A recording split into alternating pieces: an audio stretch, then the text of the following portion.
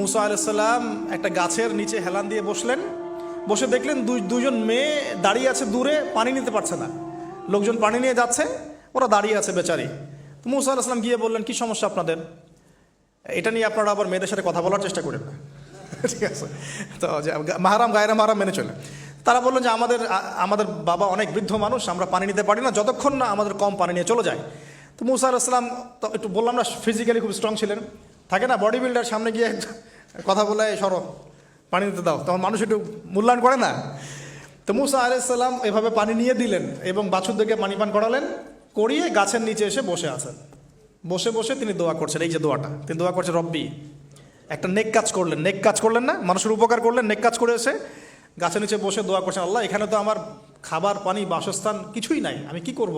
রব্বি ইন্নি লিমা আনজালতা ইলাইয়া মিন খায়রিন ফকির, রব্বি ইন্নি লিমা আনজালতা ইলাইয়া মিন খায়রিন ফকির। আবার বলেন, রব্বি ইন্নি লিমা আনজালতা ইলাইয়া মিন খায়রিন ফকির। অর্থ হচ্ছে, হে আল্লাহ, তুমি তোমার পক্ষ থেকে আমার উপরে যে নিয়ামতগুলো দিবে, আমি এর জন্য ফকির হয়ে বসে আছি। আল্লাহ অর্থ বুঝে পড়বেন ভাই, নামাজ রোজা হজ জাকাত যাই করেন আল্লাহর ওয়াস্তে অর্থ বুঝে পড়বেন। অর্থ বুঝে পড়লে আপনার ইবাদতের স্বাদ পাবেন, তৃপ্তি পাবেন, আল্লাহর সাথে কানেকশন হবে, আল্লাহর নূর পাবেন, মাআরিফত পাবেন, সত্য স্বপ্নও দেখবেন তখন ইনশাআল্লাহ। তখন সত্য স্বপ্ন দেখবেন ইনশাআল্লাহ। আল্লাহ পাক তৌফিক দান করবেন।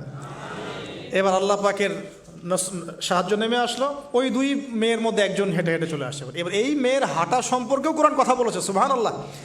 এই মেয়ে কিভাবে হেঁটে এসেছে এই হাঁটার বর্ণনাও কোরআন দিয়েছে।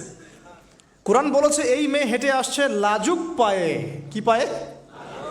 এখন আপনি এই পুরো ওয়ার্ল্ডের মেয়েদের হাঁটা দেখেন, লজ্জা আছে? তাহলে মেয়েদের সাথে লজ্জা একটা গভীর সম্পর্ক আছে। এই মেয়ের প্রশংসা আল্লাহ পাক কোরআনে করলেন, লাজুক পায়ে লাজুক ভঙ্গিতে অবনত নয়নে সে হেঁটে আসলো।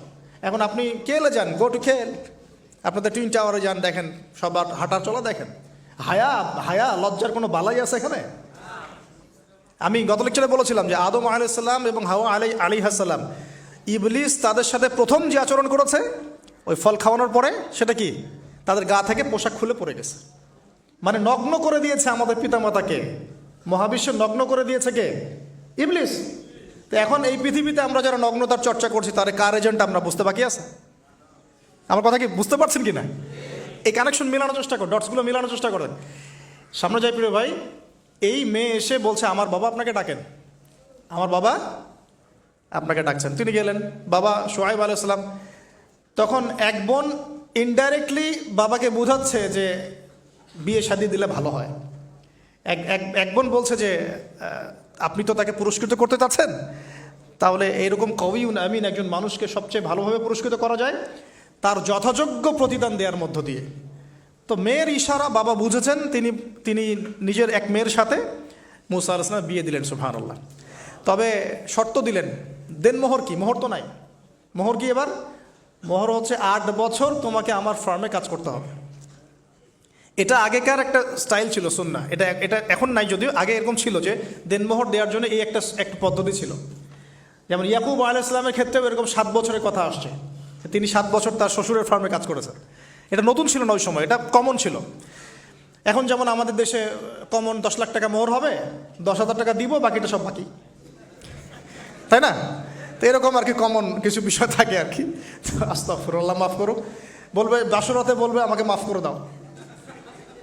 শুরুতেই নিজের গায়রথহীনতার পরিচয় দিল, আবার এদিকে শ্বশুরের কাছে মাশাল্লাহ মোটা অঙ্কের ডোনেশন নিতে চাচ্ছে, যৌতুক।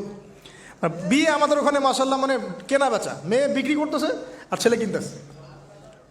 এবার 8 বছর পূর্ণ করা হলো, তিনি আরও 2 বছর 10 বছর পূর্ণ করলেন। এই 10 বছরে মুসা আলাইহিস সালাম নববী পরিবেশ পেলেন, অভিভাবক পেলেন, স্ত্রী পেলেন, প্রেমময়ী সন্তান ইত্যাদি সব কিছু।